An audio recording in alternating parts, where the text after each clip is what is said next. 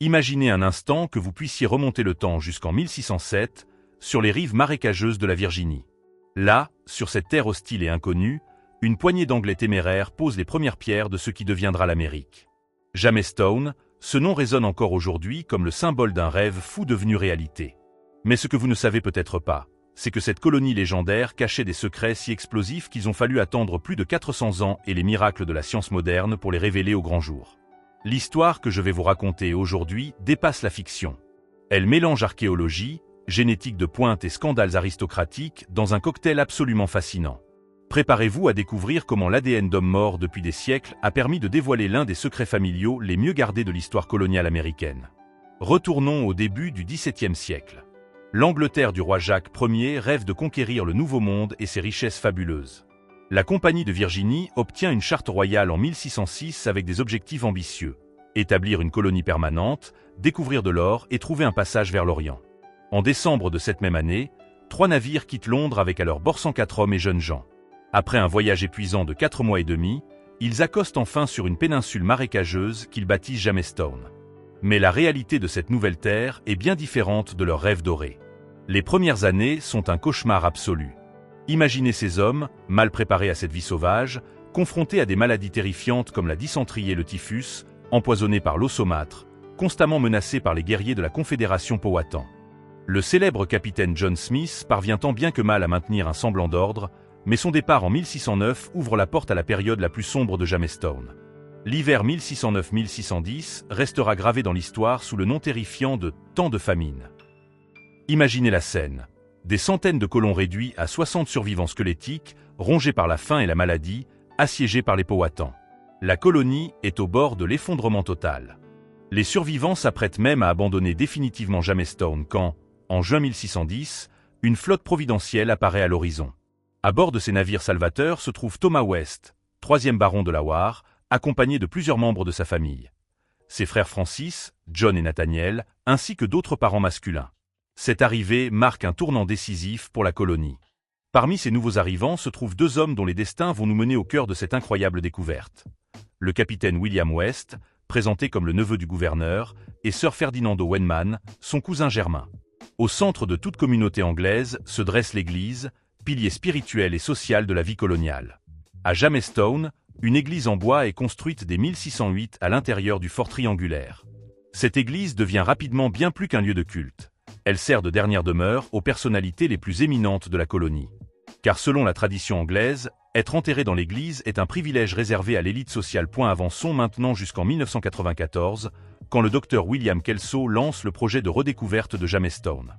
Entre 2013 et 2014, lors de fouilles dans le cœur de l'ancienne église, les archéologues font une découverte extraordinaire.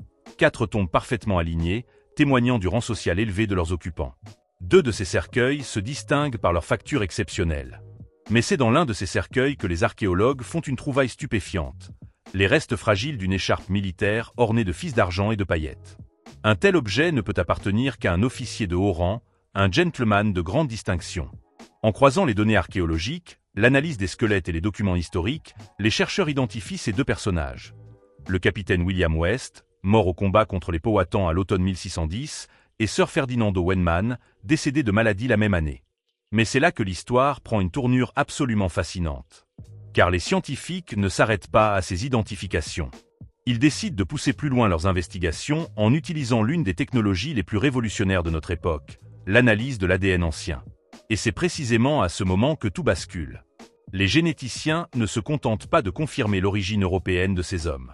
Ils analysent minutieusement leur ADN mitochondrial, cette signature génétique unique qui se transmet exclusivement par la lignée maternelle, de mère en fille, génération après génération, quasiment sans modification. Le résultat de cette analyse va bouleverser tout ce que l'on croyait savoir sur ces 2 hommes.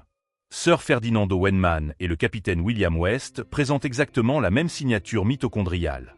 Cela signifie qu'ils partagent une ancêtre commune par leur lignée maternelle, ce qui est pour le moins surprenant. Car selon les généalogies officielles, leur lien de parenté devrait passer par la famille West du côté paternel. Cette découverte génétique intrigue profondément les chercheurs. Pourquoi ces 2 hommes, censés être liés par les hommes de la famille West, partagent-ils une signature maternelle identique? Cette énigme les pousse à retourner fouiller les archives avec un œil nouveau, à la recherche d'indices qui auraient pu leur échapper. Et c'est alors qu'il tombe sur le document qui va tout changer. En explorant les papiers relatifs aux affaires du capitaine William West après sa mort, il découvre un procès, des témoignages, des déclarations qui révèlent une vérité stupéfiante. William West n'était pas le fils du frère de Lord Delaware, comme l'indiquaient les généalogies officielles. Il était en réalité le fils illégitime d'Elizabeth West, la tante du gouverneur, une femme qui n'avait jamais été mariée. Cette révélation éclaire tout sous un jour nouveau. Au XVIIe siècle, particulièrement dans l'aristocratie anglaise, la naissance d'un enfant illégitime représentait un scandale majeur. Ces enfants, bien que souvent pris en charge par leur famille, voyaient leur existence gommée des registres officiels et des généalogies familiales pour préserver la réputation et les lignes de succession. Voilà pourquoi la véritable parenté du capitaine William West avait été soigneusement occultée pendant des siècles. Il bénéficiait de la protection et du soutien de sa famille, recevait un statut et des opportunités, mais les circonstances de sa naissance demeuraient un secret jalousement gardé. Cette découverte marque la première fois dans l'histoire que l'ADN ancien révèle un cas d'illégitimité dans l'Amérique coloniale naissante, particulièrement au sein de la haute société. L'ADN n'a pas seulement identifié ces morts d'autrefois, il a agi comme une clé génétique déverrouillant un secret familial vieux de 400 ans, intentionnellement enfoui dans les méandres de l'histoire. Cette révélation nous laisse avec une question fascinante. Combien d'autres secrets la Terre garde-t-elle encore? Combien de mystères, cachés depuis des siècles, attendent d'être révélés grâce à ces outils scientifiques extraordinaires? Le potentiel de découverte future est immense, non seulement à Jamestown, mais dans tous les sites historiques du monde entier.